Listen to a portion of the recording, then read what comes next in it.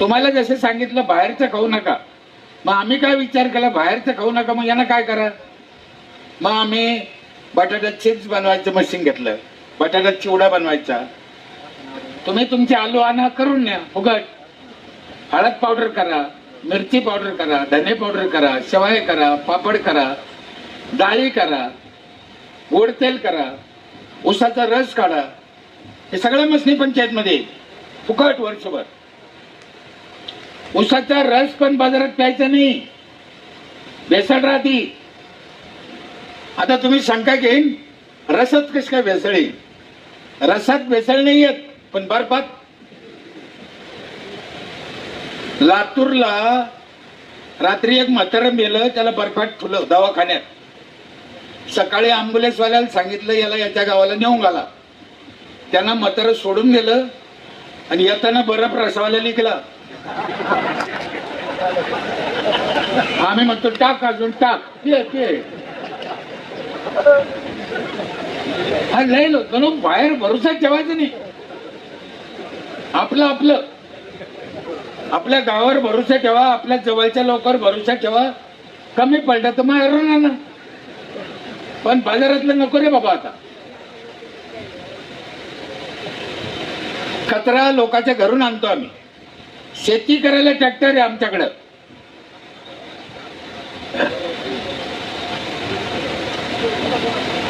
सरपंच लोकांना माझी हात जोडून विनंती आहे की शेती करायसाठी ट्रॅक्टर खरेदी केले पाहिजे सरपंचाला. आम्ही ट्रॅक्टर आहे शेती करायला, 25% सबसिडी आहे शेतकऱ्याला. म्हणजे बाहेर जर 2000 रुपये एकर नांगरायला असेल तर आमचं पंचायतचं ट्रॅक्टर 1500 रुपये एकरनं नांगरीत. डिझेल ड्रायव्हर आमचं. 5 एकर त्यांना नांगरलं तर 2500 रुपयाचा त्याचा फायदा होतो. आम्ही तोट्यात जात नाही. 1500 आमचा खर्च निघतो, उलट फायदा द्या. आम्ही ट्रॅक्टर घ्यायला काय हरकत आहे सरपंचाला. गावच्या लोकांची शेती करा ना. एखादा सरपंच म्हणा ट्रॅक्टरला पैसे कुठून आणू, समाज मंदिराला कुठून आणले, काय फायदा आहे समाज मंदिराचा. बरं ते समाज मंदिर बी शाळ्याचं वेगळं, कोळ्याचं वेगळं, माळ्याचं वेगळं, मराठ्याचं वेगळं, दलातीचं वेगळं. अरे काय करता त्याला, फुकट पैसे चालले आमचे. पण काही फायद्याच्या गोष्टी घ्या, उद्योगाच्या गोष्टी घ्या. हे धीरूभाई अंबानी काय करू शकतो, सरपंच करू शकत नाही. आपण जिथे बसलोय जे वैभव पाहतो हे एका सरपंचानंच करेल. सरपंच करू शकतो, करा. सरकारच्या भरोश्यावर बसल्यापेक्षा आपलं आपलं करा, आपली आपण करा, सोडू नको. संपूर्ण गावच्या महिलांना सॅनिटरी नॅपकिन फ्री आहे. फक्त 1-8 आहे. 4 ठिकाणी मशीन ठेवलेले आहे आम्ही. अंगणवाडी, शाळा, पंचायत असे 2 अंगणवाड्या. ही महिलांनी वापरल्यानंतर तिथे आणून डिस्पोज करायचं. हा कडक नियम आणि करते आमची धरल्या महिला. मी इथून दंडवत करतो त्या माऊलीला. साहेब हा विशेष आहे. सॅनिटरी नॅपकिन फुकट देणं विशेष नाही, वापरणं विशेष नाही, आणून तिथे जाळणं हे विशेष आहे. हे शिकलेले लोक नुसते वापरते, फेकून देते, चुकीचं आहे. ते आरोग्य आपलं सगळ्याचे बिघडत चाललंय, त्याचे कारण कोणी शोधितच नाही. सगळ्या गावाला वायफाय फ्री आहे. सगळ्या म्हणजे जे टँक भरून द्याला. पैसे किती घेतले आम्ही, 5000. लक्षात ठेवा. 7 वर्ष झाले माझ्या गावातले गरीब निराधार म्हातारे, ज्यांना मुलं नाही, गरीब आहे, पोरं सोडून गेले, पोरं चांगले नाही, असे 40 म्हातारे पंचायत सांभाळते. खाणं पिणं, कपडा लत्ता, दुखणं भाणं, चप्पल बूट स्वेटर शाल सगळं देते त्या म्हाताऱ्याला. आणि विशेष म्हणजे त्या कामाला लोकांना देणगी लय दिली. म्हणजे लोक किती चांगले पहा. आज माझा वाढदिवस आहे, माझ्याकडून 2000 घ्या. आज माझ्या बापाची पुण्यतिथी आहे, आमच्याकडून 5000 घ्या. त्याच्यात खर्चायला म्हणजे समाजाला किती चांगल्या गोष्टी मान्य आहे बघा. पण आम्ही पुढे होत नाही, करीत नाही. माझे रस्ते चांगले, ऑफिस चांगले, शाळा चांगल्या, अंगणवाड्या चांगल्या. आमच्या तिकडे गावामध्ये 15 फुटाचा रोड असेल तर दोन्ही बाजूला जर जागा सोडत नाही आम्ही. 30 फूट जागा आहे, 30 फुटाचा रोड. 4 फूट जागा आहे, 4 फुटाचा रोड. 8 फूट जागा आहे, 8 फुटाचा रोड. जागा सोडायचीच नाही. जागा सोडली का बाबरी मस्जिद झाली. गावात वाद होते, भांडणं होते, कशाला सोडायची. आणि आपण तिथे सिमेंट रोड केला, ब्लॉक बसवले तर लोकांना कळतं हे पंचायतचं आहे, तो पुढे येत नाही, अतिक्रमण होत नाही. अशा गोष्टी सरपंचाला एक एक करायच्या. खूप गोष्टी अशा, खूप.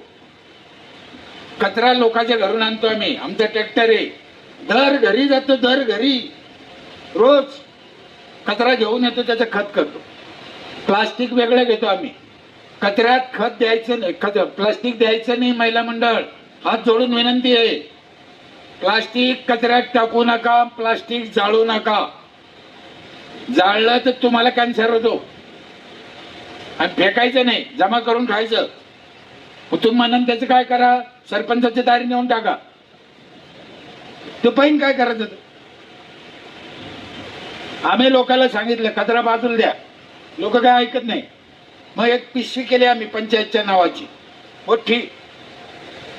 ती पिशवी दिली दर बाईला, प्रत्येक बाईला एक पिशवी दिली. हिच्यात ठोजाय प्लास्टिक आम्ही घेऊन जाऊ, तरी बाया ऐकत नाही. काय करा, प्लास्टिक कचऱ्यात, पिशवी बाजाराला. आता 3 वर्षांनी काय केलं आम्ही साहेब, 20 रुपये किलोनं प्लास्टिक विकत घेतो लोक. एक तुकडा फेकीत नाही येत.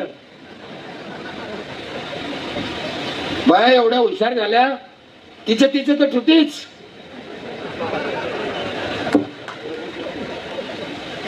म्हणून म्हणलं मी रानडुकरं सांभाळणं सोपं नाही, लय अवघड आहे.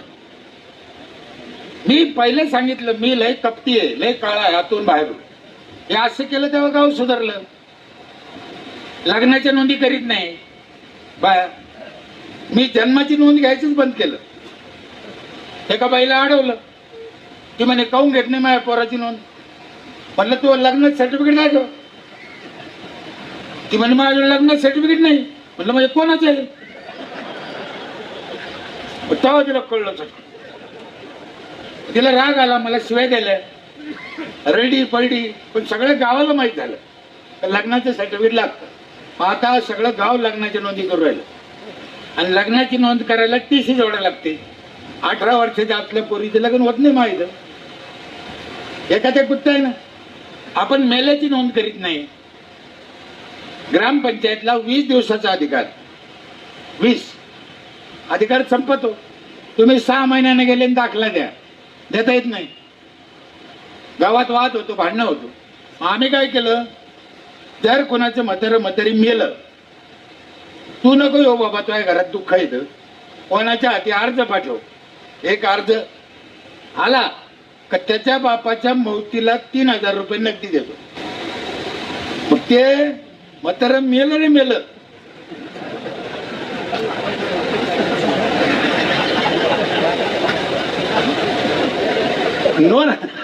नोंद सरपंच हरामी पाहिजे. हे बघा, साप मेला पाहिजे, काठीने मोडली पाहिजे. अहो एवढे देऊन आम्ही 8 लाखाला नफे दे, मग द्यायला काय हरकत आहे, द्या. काय प्रॉब्लेम. 15 वर्ष झाले आमच्या इथे सरपंच झेंडावंदन करत नाही. कोण करतं.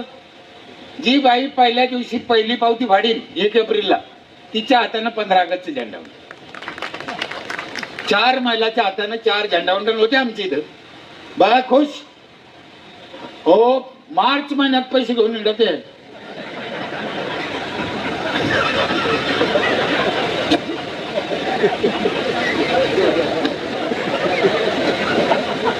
किती भारी आहे, चांगलं आहे ना. काय आपल्याला डोक्याला ताण आहे. मग हे करताना तुम्ही डोकं वापरायचं, आणि डोकं वापरून काम केलं तर होतं. या गोष्टी करायच्याच. गावातले लोक आहेत, चुलते काका मामा, याच्या संग वाद करून प्रश्न सुटत नाही. तुम्ही छत्रपती शिवाजी महाराजांची नीती अवलंबा, तुमचं काम सोपं होईल. हे सोपं आहे. एकदा एक म्हातारा आलं ऑफिसात, ग्रामसेवक नव्हता. म्हातारा चिडलं नाही, मला उशीर झाला, मला जायचं, भूक लागली, ग्रामसेवक आला नाही, त्याला काही वाटत का? आलं म्हणलं गेलं तापलं, काय करा? ग्रामसेवक आल्यावर त्या ग्रामसेवकाला सांगितलं, म्हणलं म्हातारले गरम झालं तुला. ते म्हणे आता कधी कधी उशीर होतोच. म्हणलं पण याला काही इलाज काढ रे.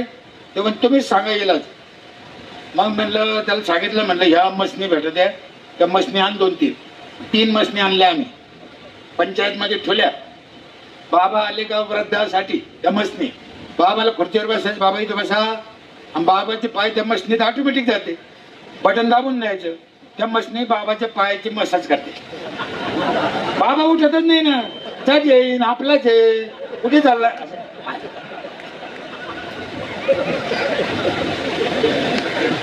हे करायचं सरपंचांना.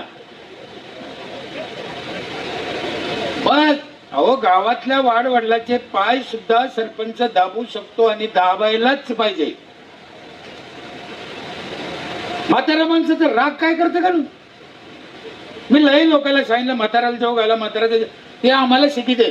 म्हातारं घाण राहतं, म्हातारं खाजीत, म्हातारं असं करतं, म्हातारं पुढे ठोकतं, बिड्या पेतं, तंबाखू खातं, काही बोलतं. हा बा, म्हातारं झाल्यावर असं करतं माणूस, काय विशेष काय? पण मला एक सांगा, तुमच्याकडे आहे का नाही आहे मला माहित नाही, पण आमच्याकडे आहे. इतकं जर म्हातारं घाण आहे तर निवडणुकीच्या दिवशी काय नवरा होता का दिवस, त्याला उचलून आणलं भाडव्या.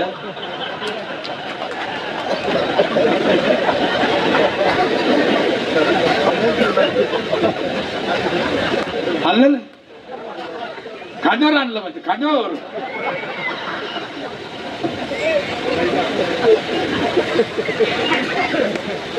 ठीक आहे, आम्ही चांगला शब्द नसेल वापरला, आम्ही हलकटे आहे. तुम्हाला काय समजायचं त्याच्यातून समजा, काय शिकायचं ते शिका. म्हातारं हे धन आहे आपल्या देशाचं, लक्षात ठेवा. म्हणून अंतकरण पण सांगतो, त्याला जीव लावा, त्याला सांभाळा. हे काय कशाचे लक्षण आहे? हे नाही तर आम्ही शून्य. नसताना एवढं आहे तर असताना तुम्ही काळजी नाही घ्यायची,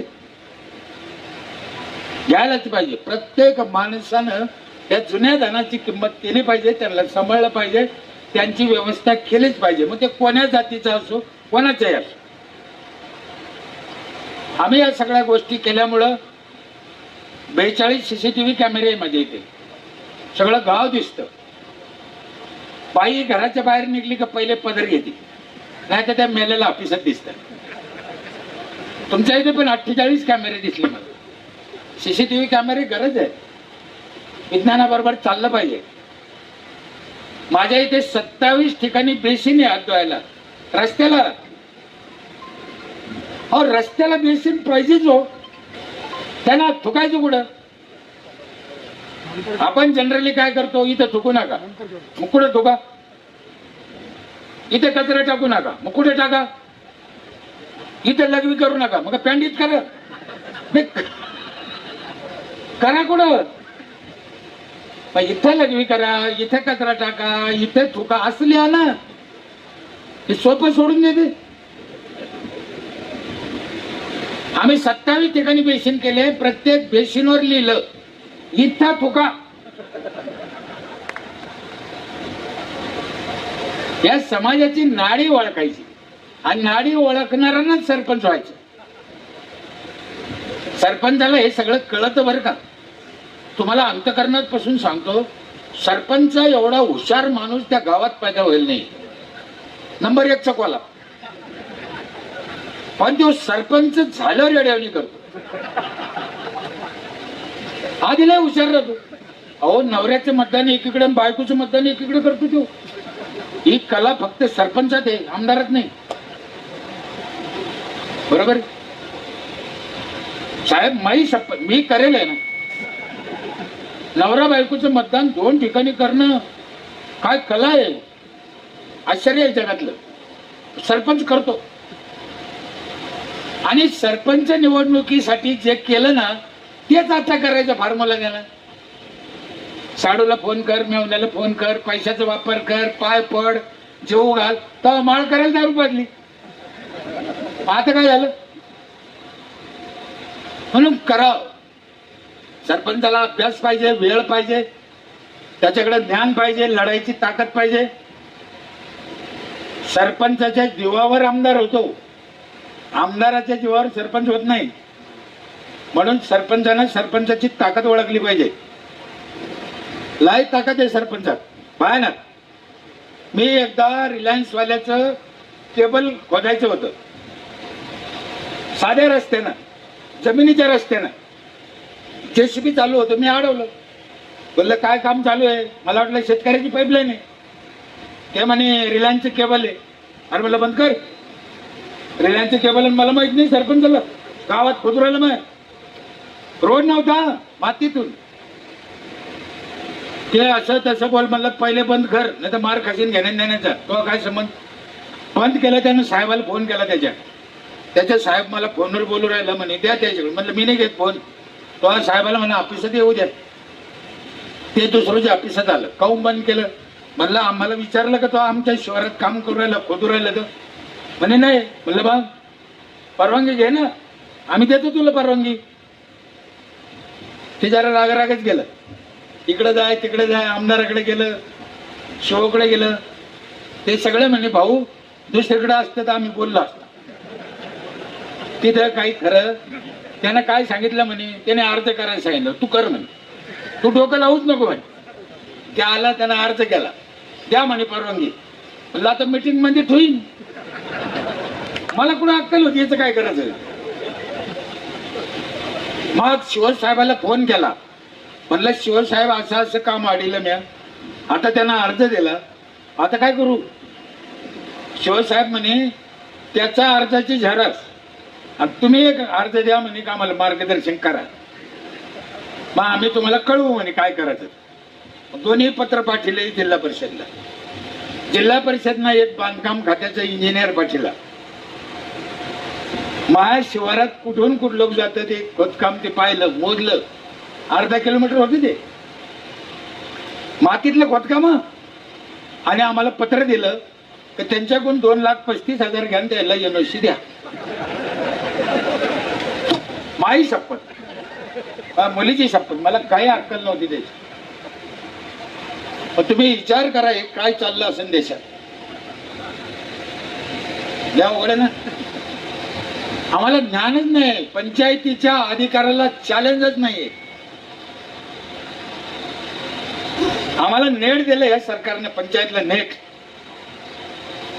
केंद्र सरकारचं काम नीट आहे का? काम केंद्र सरकारचं. आमच्या जिल्हा परिषद सदस्याने टेंडर घेतलं आमच्या, आणि पंचायतला नेट द्यायचं. याच्यात काय खोटं दिसतं तुम्हाला कुठं? आता काम सरकारचं, जिल्हा परिषद सदस्याने टेंडर घेतलं, आमच्या पंचायतला वायर द्यायचं. आणि ते खोदीत आलं, माझ्या शिवारात आलं, मी आडीलं ना. म्हणलं नाही खोदायचं. आणि ते म्हणलं मग कसं काय? म्हणलं हे जे गावात नुकसान होईल रस्त्याचं, सिमेंट रोड खोदला जाईन, याचे पैसे कोण भरेल? तो म्हणे मी दुरुस्त करून देईन. म्हणलं तसं नाही. म्हणे मग? म्हणलं इंजिनियरला आण, त्याच्याकडून सर्वे कर, तो किती नुकसान होईल तेवढे पैसे पंचायतला भर, तू दुरुस्त नको करू, आम्ही करून घेऊ. तेव्हा म्हणे असं तर कुठेच पाहिलं नाही मी. म्हणलं नाही पाहिलं तर वापस जा. आमचा जिल्हा परिषद सदस्य साहेबला हिंमत लागत याला. आणि ती हिंमत कधी येते माहिती आहे? एकाच गोष्टीवर येते, जर तुम्ही कशात दबेल नसले तर. नाही तर ती ताकद तुमच्याकडे येऊ शकत नाही. 25 वर्ष एक हाती सत्ता होती, कोट्यवधी रुपयाची कामं झाले. मला 5-7 कोटीचे पुरस्कार मिळाले. 5 मुली आहे, मला मुलगा नाही. 5ही मुलीची शपथ खाऊन सांगतो, 25 वर्षात 25 रुपयाचा लफडा केला नाही, करायचं नाही. तेव्हा ती ताकद तुम्हाला येते, नाही तर येत नाही. सोपं नाही ते. काय पैसा पैसा. बरं माझ्या अंदाजाने आता तुम्ही भ्रष्टाचार नाही केला तरी तुम्हाला 2-5% मिळाली. कशाला करायचं? तुम्ही काही नाही करायचं, राम राम राम राम माळ जपत बसा तरी 5% येते. मग काय करायचं तुम्हाला?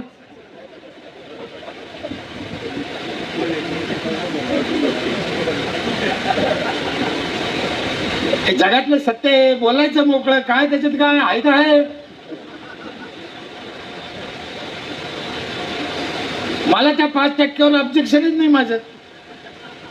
तुम्ही रगतवाडीचं लोकांचं ढेकण्यासारखं हलकट्या होत त्याच्यावर आहे. बरं काही लोक तर काम न करता बिल काढते, हे तर लईच हलकट आहे.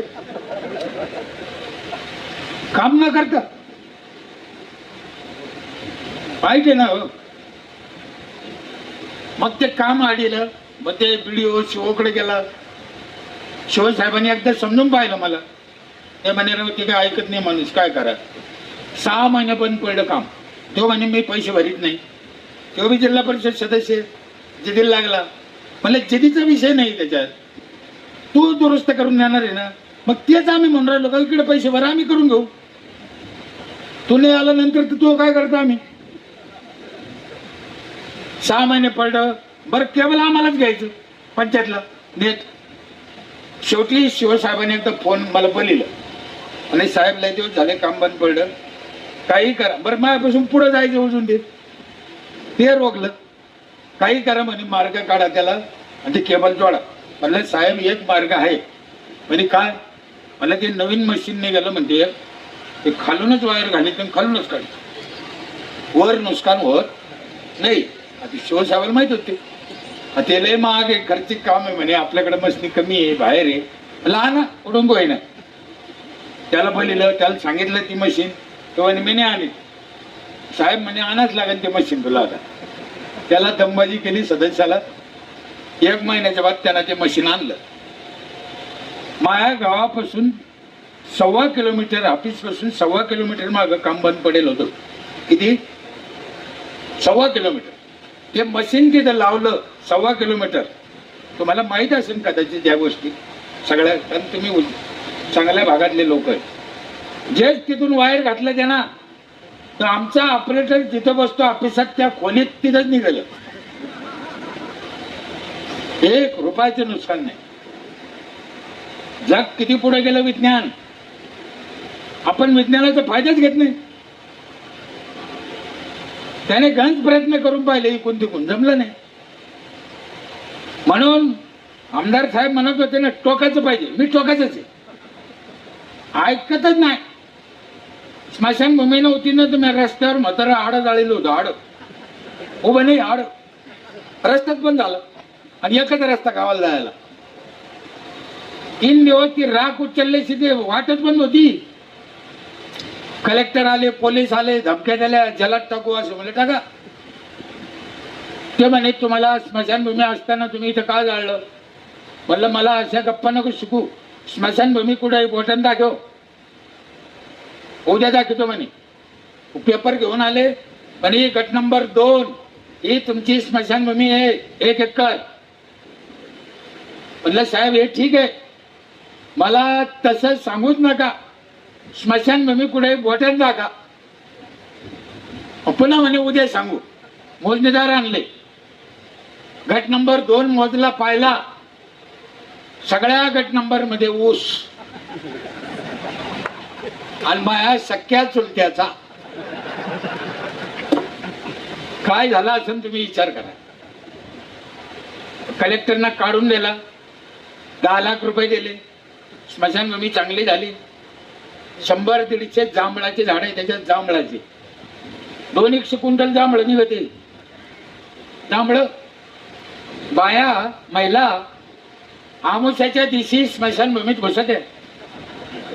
तिला भूत दिसत नाही, तिला जांभळं दिसते. जांभळं. मी म्हणलं ना सरपंच असा पाहिजे, अभ्यास केला पाहिजे. आणि गावातले लोक, एक जुनं उदाहरण सांगतो. 2 उदाहरणं 5 मिनिटात आठवतो. अरे बापरे, एक झालं. एक जुनं उदाहरण सांगतो. का सांगतो? समाज असा का करतो? आपण अटॅक करायचा नाही, अभ्यास करायचा. आपण अभ्यास न करता अटॅक करतो. मी ज्या वेळेस 30 वर्षापूर्वी गाव हागणदारी मुक्त केलं, 3 महिन्यात केलं. माझ्याकडे यादी होती सगळ्या घराची. या घराने संडास बांधला, पण त्याच्या घरातले सगळे माणसं वापरते का? कळलं की नाही? कळलं. नुसतं बांधून उपयोग नाही. एक एक जणाचा अभ्यास होता. एक जणाने संडास बांधला, घराच्या समोर बांधला. ते शेड एक आपलं इतक्या लांब बांधला. त्याची खळ्याची जागा होती, खळ्याची जनावरांची. तो म्हणे मी दादा तिथं बांधेल. म्हटलं बांध. पुढं बांध, त्याला सवय तर लागून द्या. तिथे संडास बांधला. महिला मंडळ नीट आहे का? पुरुष. पहिल्या दिवशी हा माणूस संडासला गेला तिथं. शपथ खाऊन सांगतो ही घटना सत्य आहे. आणि त्याच्या संडास शेजारी एका गरीबाचं झोपडं होतं. ते झोपड्यात राहत होते. हा संडासला गेला आणि ती बाई झोपड्याच्या बाहेर भाकरी करीत होती. काय योगायोग आहे बघा. नीट अभ्यास करा. ती बाई भाकरी करीत होती. तो आवाज याला येत होता, म्हणून याला संडास होईना.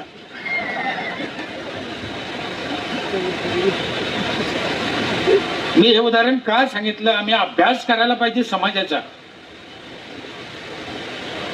त्याला संडास का होईना याच्यातलं आणखीन एक गुपित वेगळं आहे. त्याच्या मनाने शंका खाल्ली की जर तिचा आवाज मला येतो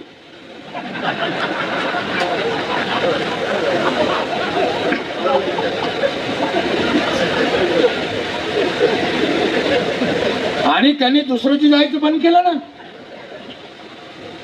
आमची माणसं म्हणे दादा तू एक दिवस गेला आता जात नाही. अरे मला ही काय गडबड झाली? आता विचार तू सांगायचं नाही. मग त्याच्या लायकीचा त्याचा जोडीदार त्याचा दोस्त सापडीला त्याला हे सगळं सांगितलं. म्हणलं कारण काय या मला सापडो. मग त्यानं हे कारण सापडून आणलं. मग आम्हाला कळलं. मग आमच्या एका सदस्यानं त्याला इलाज सांगितलं. म्हणे भाऊ तू म्हणतो ते खरं आहे, असं होऊ शकतं म्हणे, आवाज जाऊ शकतो. मग त्याला एक इलाज आहे म्हणे. काय? तू गेल्या गेल्या नळ चालू कर डबड्यात, तर तो उरकून घे म्हणे. झालं काय झालं का? मी का सांगितलं नीट लक्षात घ्या. समोरचा माणूस असा का करतो याचा अभ्यास आपण आधी केला पाहिजे. मी सायकली आणल्या 15 ऑगस्टला वाटायला महिलाला 25. ग्रामसेवक म्हणे 25 सायकली कोणाला वाटीन? कोणाला देऊ? आण बायाला द्यायचे आपल्याला, कामाला जात्या कुठं तर फुकट. काही आठ नाही, जातीची नाही, काही नाही, काही नाही. दौंडी दिली. माझ्याकडे लाऊडस्पीकर आहे दौंडी द्यायला. 18 लाऊडस्पीकर आहे. 18 सगळ्या गावात ऐकू जातं. रोज सकाळी 7 वाजता राष्ट्रगीत होतं आमच्या इथं. त्या लाऊडस्पीकरवर सगळ्या गावाला कळतं. 25 सायकली आणल्या 13 ऑगस्टला. 15ला वाटायच्या. अर्ज द्या म्हणलं. ज्या बायाला सायकलीची गरज आहे अर्ज द्या. 50 अर्ज आले. 50 किती? 50 घर किती? 800. अर्ज किती आले? 750 लोकांना अर्ज केले नाहीत. काऊन केल्याने माहिती आहे? त्याला माहित होतं एक काळ काही सायकल द्यायचं, कशाला इज्जत घालायची. 50 बायांना अर्ज केले. ग्रामसेवक म्हणे 50 अर्ज आले, आता काय करता? सायकली 25 आहे. म्हणलं बोलव त्या 50 बायाला. बोलिलं. मिटिंग घेतली 14 ऑगस्टला. म्हणलं ताई सायकली 25 अर्ज 50. मग आता काय करता? म्हणलं 25 आता देऊ, 25 26 जानेवारीला देऊ, आहे की नाही? तेव्हा चालन दादा ठीक आहे. म्हणलं प्रश्न असा आहे आता कोणत्या 25 द्यायच्या? ते म्हणे तुम्ही जसं ठरेन तसं. म्हणलं एक काम करा, जी बाई मला गावातून एक चक्कर मारून आणीन सायकलीवर दाखीन, तिचा नंबर पहिला. जे बाया उठल्या घरला पळाल्या, एकीला सायकल आणता येत नव्हती. मारते काय केलं ते? हे लोक गावातले ना लय कलाकार. म्हणून सरपंच असं पाहिजे. मी एकदा तुम्हाला म्हणलं होतं, शेवटी मला आठवलं ते सांगायला आठवलं. एवढं उदाहरण सांगतो. ते वडाची पूजा जे तुम्ही करता ना, मी विचार केला की महिलाला वड लय आवडत. म्हणजे आता कधी आहे ना? पुढच्या आठवड्यात महिन्यात आहे. तुम्ही वडाची पूजा करणार सगळ्या. मग मी काय म्हणलं ग्रामसेवकाला, वडाचे रोपात आपण बघायला वाट. ते म्हणे बाय वड कुठे लाईन जागा गल्लीत काय वड लावताय तुका. म्हणलं तू डोक्याला ताण नको करून घेऊ, तू ग्रामसेवक घ्या, आम्ही सरपंच आहे, आमच्या डोक्याला डोकं नको लावू, आपण द्यायच्या हातात देऊ ते कुठे लावू. गेला ग्रामसेवक 100 भर रुपये काहीतरी आणले त्यानं 70-80. लाऊडस्पीकर म्हणजे दौंडी शिपायला लिहून दिली. काय दौंडी होती नीट आहे का, ही पण सत्य घटना आहे. मी मोगम काय बोलत नाही, अंदाजे काही सांगत नाही, पुस्तकातलं वाचून. दौंडी अशी होती, उद्या वट सावित्री पौर्णिमा आहे, त्याच्यासाठी ग्रामपंचायतनं वडाचे रोप आणले. वडाचे रोप पूजणं लय पुण्याचं काम आहे. वडाची पूजा करणं लय पुण्याचं काम आहे. महिलाला विनंती आहे की आपलं आपलं वड घेऊन जा, वडाची पूजा करा. फक्त आपला आपल्या वडाची पूजा करा, दुसऱ्याचे वड पूजू नका. हे दौंडीत सांगितलं. ज्या बाया पळत आल्या आमचं वड द्या, आमचं वड द्या, 5 मिनिटात वडे गेले.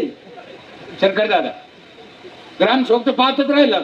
अरे काय झालं म्हणजे असंच ते 2-3 महिला मागे थांबल्या. आमची चुलती होती, एक भाऊजाई होती, एक गावातली बाई होती, मला बोलू शकते अशा बाया. त्या म्हणे भास्कर तो वड दिले चांगली गोष्ट आहे म्हणे, आमचं काही म्हणणं नाही, पण तू खरंच सांगे वड लावा कुठं म्हणे, गल्लीत घरापुढे वड लावता येतो का म्हणे. म्हणलं नाही लावता येत. मग काय कुदळा घातला म्हणे, तो धर्म संकट आणला, आम्ही काय करायचं. म्हणलं एक काम करा ताई, वड कुंडीत लावा, वट्यावर ठेवा, पुढे जागा लागती. हा हे बरं आहे. म्हणलं हे सोपं आहे. या वड सावित्री पौर्णिमेला तुम्ही पण कुंडीत वड लावा, वट्यावर ठेवा. ठेवता का? हा चांगला आहे. तुम्ही माझ्या सख्या बहिणीसारख्या आहे, लाडक्या नाही सख्या. मी तुम्हाला 1500 देऊ शकत नाही, पण मी सल्ला देऊ शकतो. सल्ला देऊ ना, देऊ ना ताई. वडाच्या कुंडीत जर वड लावला आणि वट्यावर ठेवला, त्याचे आतोनात फायदे. त्याच्यापैकी एक फायदा सांगतो, आता उशीर झाला. काय फायदा आहे? वड जर कुंडीत लावला आणि वट्यावर ठेवला तर आपला वड आपल्या डोळ्यापुढे राहतो.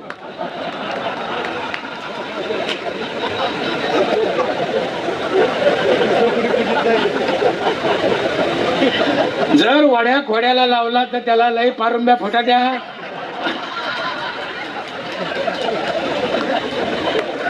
ती आधी तर लई टाळाबाजी, ती लय अनुभव दांडगा दिसतो त्याला. म्हणून आपला वड आपल्या डोळ्यापुढं. महिला मंडळ एक गोष्ट लक्षात ठेवा, तुम्ही लय भोळे हो. तुमच्या लक्षात कसं येत नाही, माणूस मोठा हरामी आहे, त्याने तुळस डोळ्यापुढे ठेवली. तुम्हाला कधी कळेल? तुळस बी डोळ्यापुढे पाहिजे आणि वड पण डोळ्यापुढेच पाहिजे. हे शिक्षण पण सरपंचानं द्यायचं आणि सरपंचानं काळजी घ्यायची. पुन्हा मला इथं बोलवलं, आदर सत्कार केला, ऐकून घेतलं, खूप चांगला कार्यक्रम केला, चांगली गोष्ट केली. आमच्या तिकडे स्वाध्याय परिवार चालतो. स्वाध्याय परिवार माहिती आहे का? पांडुरंग शास्त्रीचं. ते दरवेळेस प्रवचनाला येते आठवड्याला आणि घरोघर जाते, बोलवते या या. एकदा मला बोलवायला आले ते, मी सगळ्या धर्मपंथात जातो. म्हणे दादा प्रवचनाला या संध्याकाळी. म्हणलं येतो. तेवढ्यात माझी बायको बाहेर आली, तिने पाहिली, म्हणे तुमच्या घरचे आहे का? म्हणलं हा. यायला मी घेऊन या म्हणे. म्हणलं घेऊन येईन. तर माझ्या बायकोची व्याख्या तुम्हाला काय सांगा. मी कितवी शिकलेला आहे? 7वी. ती माझ्यापेक्षा 7 वर्गाने माग आहे. जगातली नंबर 1 ची भोळी.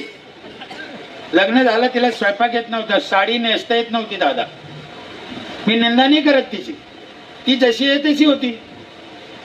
त्यात काय, आता का हुशार झाली, मला शिकिती ऐकून ऐकू सगळ्याच्याच शिकित आहे, ती शिकितच नाही.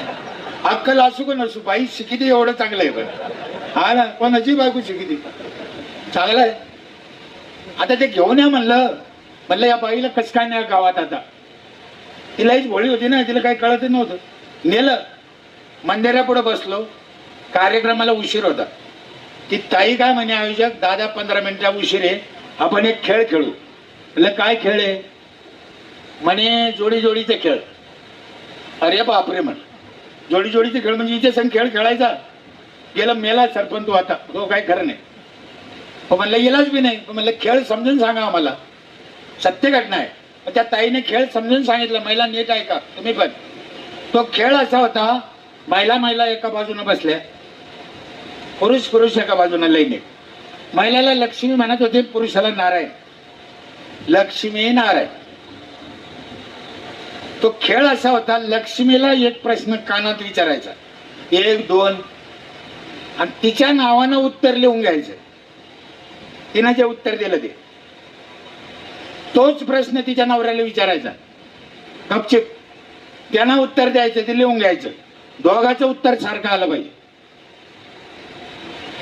खेळ कळला का? याला काय, यानं काय उत्तर दिलं त्याला माहित नाही, पण उत्तर सारखं आलं पाहिजे. उदाहरणार्थ बाईला विचारलं आपल्या देशाचे पंतप्रधान कोण? बाईने सांगितलं राहुल गांधी. नवऱ्याला विचारलं आपल्या देशाचे पंतप्रधान कोण? यानं सांगितलं नरेंद्र मोदी. उत्तर चुकलं. दोघांचं एक नाही आलं, मार्क नाही. आणि दोघांना सांगितलं लालू प्रसाद यादव, तर उत्तर बरोबर आहे 10 पैकी 10. कळलं का? उत्तर काही असू पण दोघांचं एक पाहिजे. असा खेळ होता तो दादा. माझ्या बायकोला प्रश्न विचारला, सगळ्या बायाला विचारले, सगळ्या बायानं उत्तर दिले. आमच्यावर बारी आली, माणसाला विचारले. माझ्यावर बारी आली, मला विचारलं तुमच्या पहिल्या मुलीची जन्मतारीख काय?